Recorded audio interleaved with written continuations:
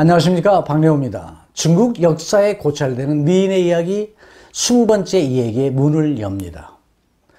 당나라는 현종에 이어서 숙종, 대종, 덕종에 이어지면서 290년간 통치하다가 인구 5천만 명이었던 20대 경종 때에 주전층에 의해서 패망하지만은 당나라는 그 시대에 전 세계에서 가장 강력한 국력을 자랑할 정도로 매우 번영했고 정치와 경제와 문화 등 다방면으로 많은 발전이 있었던 역사상 가장 화려했던 대제국이었다라고 하는 평가를 받고 있습니다. 이러한 당나라도 주전층이라는 사람에 의해서 패망하고 주전층이 나라를 꾸려가지만 통치력의 부족으로 5대 10국 시대가 되면서 중국 전역이 5왕조와 10나라로 쪼개지면서 전국이 통일되었던 중국이 다시 분열되면서 한마디로 난세가 됩니다. 이러한 상황을 동양과 서양에 비교해보면 서양의 역사는 발전의 역사로 볼 수가 있지요. 그것은 역사가 이어지면서 봉건시대, 계몽주의, 민주주의, 그리고 초민주주의 시대로 이어져 왔는데 동양의 역사는 분구필합, 합구필분, 서로 분열되었다가 합쳐지고 다시 깨지고 또 이어서 또 합쳐지고 하는 등 순환의 역사의 연속이었던 것이었습니다. 하여간 5대 10국은 72년간 난세의 혼란 시대를 이어가던 중에 한쪽에서 세력을 키워나가던 후주의 무관 출신인 조광윤 장군이 중국을 다시 통일시켜 송나라를 건국하게 됩니다. 송나라는 찬란한 중국 문화의 정수가 집약된 나라이지요.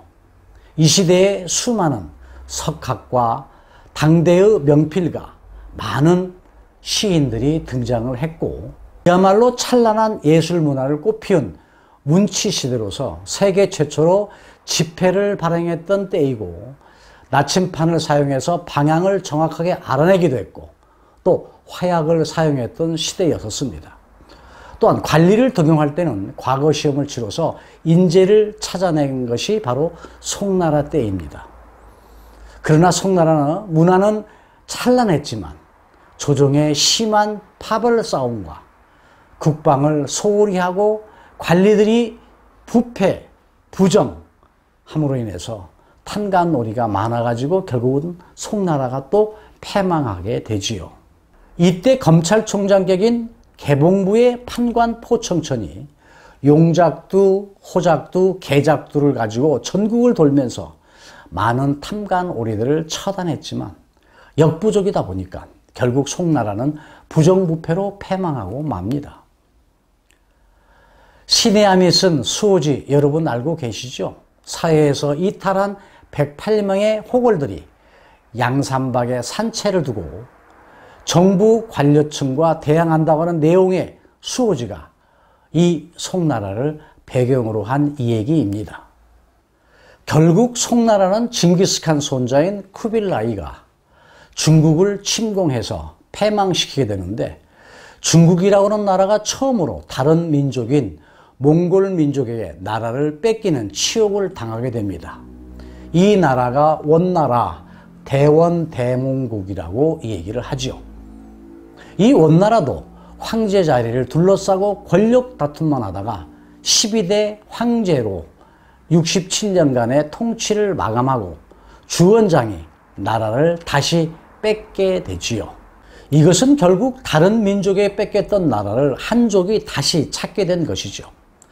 명나라를 건립한 주원장은 지독하게 가난한 집안 출신으로 황각사라고 하는 절에서 탁발승 노릇까지 하면서 주경야도 가다가 홍건적에 가담했다가 원나라를 패망시킨 장군 출신인데 배고픔이 없었다고 하면 황제도 될 수 없었다고 하면서 나라 이름을 명나라라고 하고 16대 황제까지 277년간 한족이 통치를 잘 하다가 16대 황제인 숭정 황제 때에 만주족에게 나라를 또 뺏기게 됩니다.